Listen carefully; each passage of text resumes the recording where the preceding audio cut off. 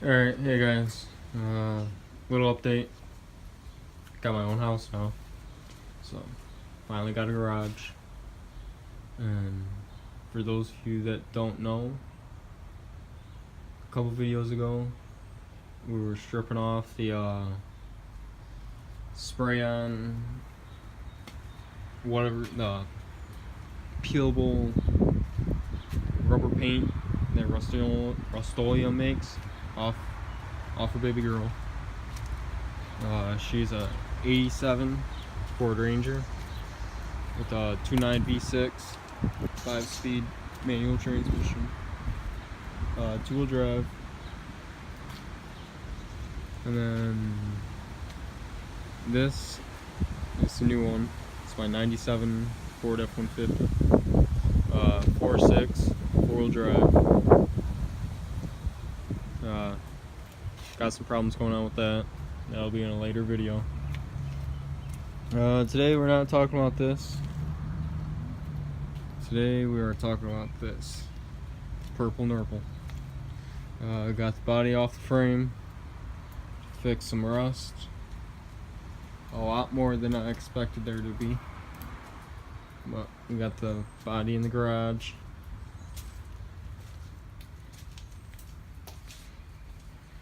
Started working on her. Got floor pans almost all the way out. Started doing some Bondo work. Looking a little better. Just a little bit, not too much. Not as much as I would like. And then here we got, sorry, I only got one light. Here we got the motor. Now this is I never really talked about the motor very much, but it's a 2.0, which no, it is not the turbo block, but it is going to be turboed. It's bored 60 over, brand new Seal Pro pistons, rings, reconditioned rods, brand new crank, brand new bearings. It's got ARP main studs, ARP head studs. I'm switching it from carbureted to fuel injection, so I had to change the head. So I went out and I bought another motor. Sorry, you guys can't see it, but there's another motor right there. I was told it's 2.0, but not sure. I don't know what. I've never seen that style of a block before, so I gotta look up the numbers on the block. But that one's gonna be all forged and billet internals. That one's gonna be running the big boost after I blow this one up.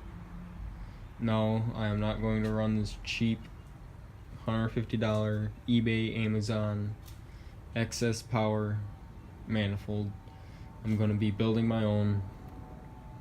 And for those of you that think it's going to be a lot of money, no. I'm using as much junkyard parts as I can find. The block came with the truck when I bought it when I was 15. I am 19 now. I bought the truck for $150. Blown motor came with it. I only bought it because I had a motor sitting in my dad's garage that I threw together and I threw her in to get it to run. The truck originally started as a 4-cylinder, 4-speed, 4-wheel drive. And now it is staying a 4-cylinder stick, but it's going to be 2-wheel drive because I wasn't able to find the bell housing that I needed to keep the original trains in it. So I scrapped the original trains, and just turns out a couple weeks ago when I went and bought this motor, I got a trains with it, and it has the bell housing, a bell housing that I could have made work for the original trains.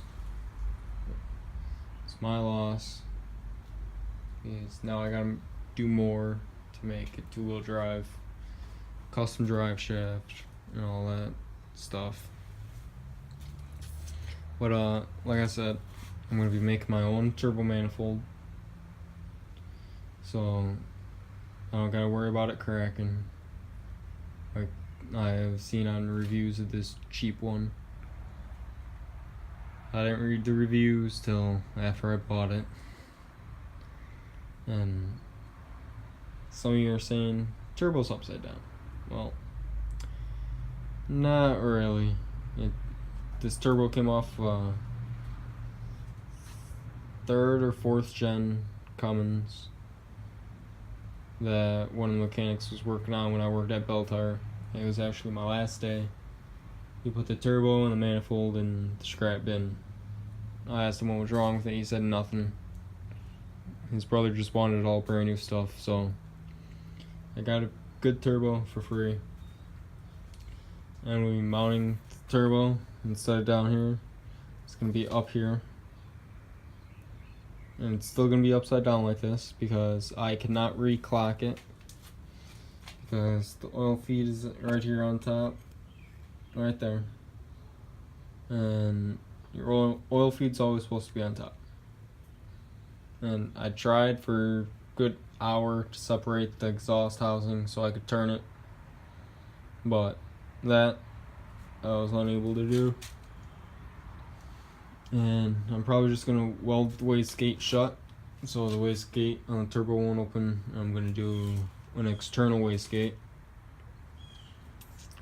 because the wastegate on here seems froze up, so I'm just gonna make sure it's shut all the way and it does not open. So custom header, external wastegate, single turbo for this motor, cast iron head, stock ports.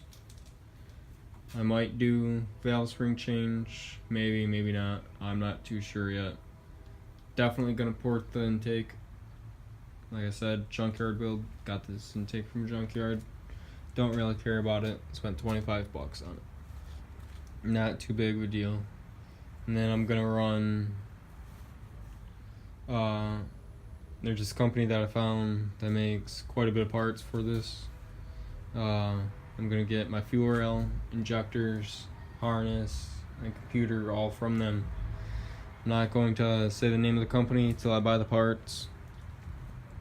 And then still gotta order a cam because the cam I got, I'm pretty sure is it's not the correct cam for turbo application. It's for a naturally aspirated setup, which is what I was running before. And for my dash, well, it's missing a lot right now, but it'll get together. It will. And so far, this is what my gauge setup looks like. I got the tack. The missing hole is gonna be the speedometer. Still gotta order that. I got my shift light, my volts, my oil pressure, my water temp. I also have my boost gauge over there. Like I said, it's a cheap build, so I ended up finding a boost gauge at Harbor Freight. Where's this boost gauge at? Right here. Nothing special, just 20 psi boost gauge. Now, I don't think I'm gonna be running no more than 20, so I don't even think I'm gonna be running 15-pound boost because I don't want to hurt the motor. Because I had it at the machine shop, they ordered all the parts for me. I told them I wanted forged pistons, and they got me a hyper pneumatic, or however you say that word.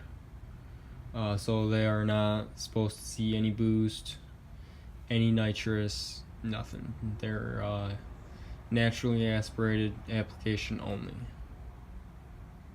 So that's why I got that other block that I'm gonna build. I'm gonna bore it a little bit, throw some block filler in the water jackets so the cylinders are a little stronger.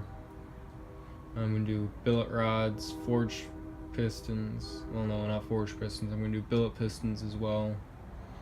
I'm gonna do a forged crank. Same thing, ARP head studs, main studs. I'm gonna do the aluminum isle hanger head. I don't know if I'm saying that right, but I'm gonna do that. I'm gonna do a decent sized carb, or not decent sized carb, decent sized cam. Then I'm going to send my intake out, have it cut and angle the upper intake 90 degrees so it's facing forward. And then I might do that myself if I have a TIG welder, and I'll be able to do that myself because if I buy one, I'm gonna be practicing a lot because I don't like sending my work out. And so that's basically what's going on with this. Like I said, got a lot of rust to do, to fix. And then one thing I didn't show is if we come over here to the passenger side, so I got it set up to run. If I buy an HP tuner, I got my OBD2 port. Let me move these wires. Right there. That's my OBD2 port for if I decide to run a stock ECU, an OBD2. So yeah, those are my plans. As much as I wanted to have this thing done by August, my plans have turned around. It's not going to be done this year. Next year maybe. Who knows? But, yep. Got a house of my own. Got 3 trucks. Getting married in August. My daughter turns 2 in August, so money's tied up in things. That's why, well, I guess it's a good thing that there's always jobs. If you don't like the one you got, find one that you get. But can't always get what you want. That's why I was always taught by my dad, my stepdad, who is now,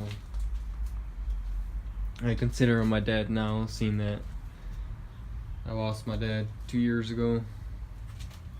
My real dad's the one that got me to buy this truck when I was 15. Told him I'm getting $200 for Christmas. And I'm gonna go out and I'm gonna get my own phone. And he was like, do you want a phone or you want your own truck? Because I bought this off his buddy Steve. And that's, of course, me being the kid I was, I said, I want my own truck.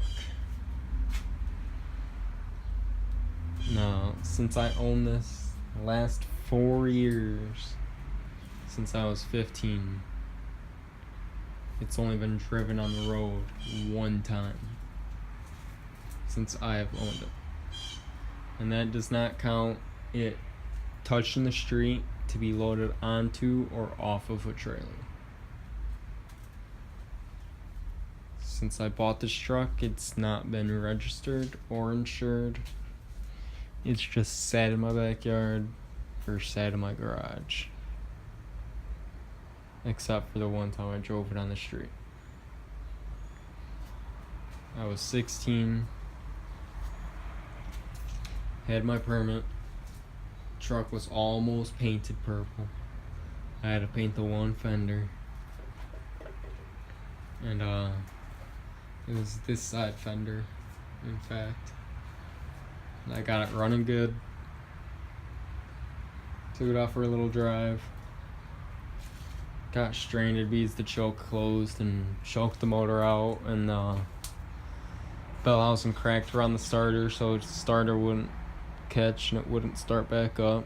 But you live and you learn. That's what it's about being a kid. You gotta do stupid shit to learn. Some people say, keep your kids out of trouble. Teach them right. Don't let them do what you did. Me? Well, how are they supposed to learn if they don't fuck up? How's your kid supposed to learn if your kid doesn't make bad choices? How's your kid supposed to learn if your kid doesn't do wrong? Your kid can't learn from the wrong if your kid's never experienced the wrong.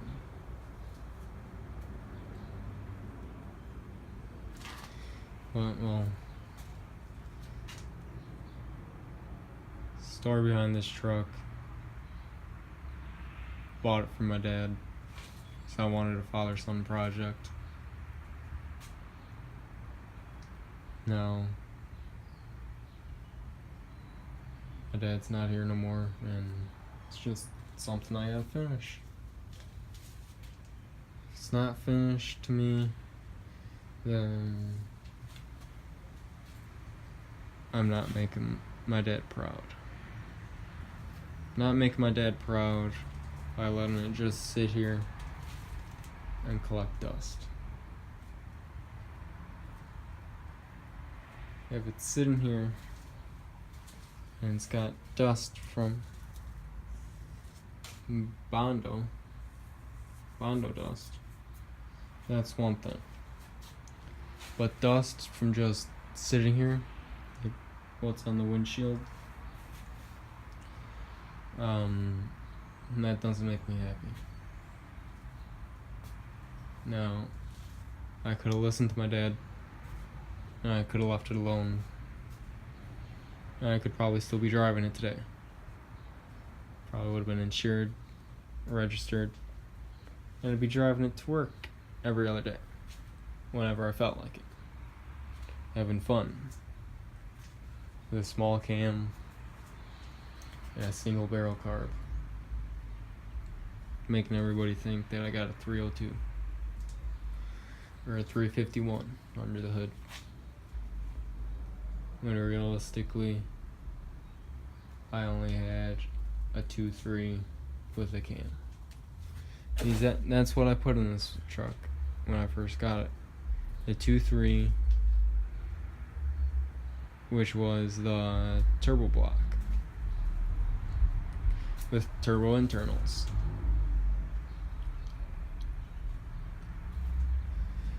I got the motor for free.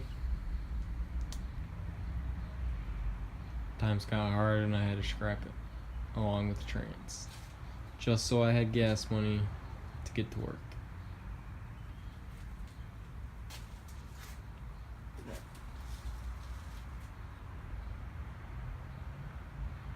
That's the motor going in it, and that's what I've done so far in the last year and a half. I cut some floor pans out and I did some bond in the last year and a half. Oh, other than cleaning up the wiring harness. I cleaned the wiring harness up. That's it. Cleaned the wiring harness up, cut out some floors, did some Bondo and primer. In the last year and a half, 2 years.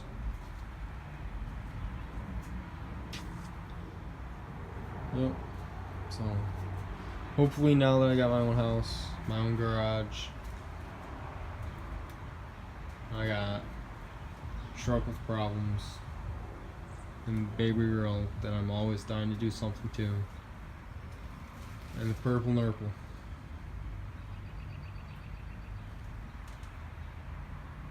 My baby.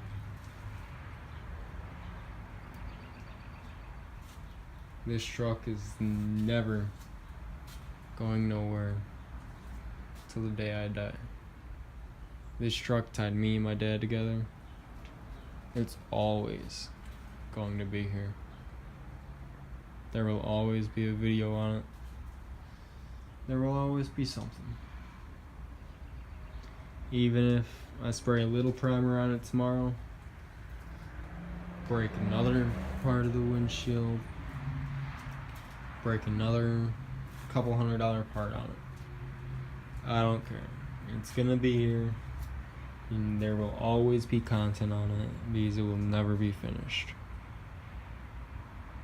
It'll never be finished to my expectations. So, for those of you that are new to the channel, go and like the video, subscribe, and for the less than 15 subscribers I got, don't forget to like and share. If you got any suggestions on something I could do to the motor, those 2.3 turbo guys, if you guys got any suggestion on the cam and valve spring setup I should do, let me know. And throttle body size, let me know.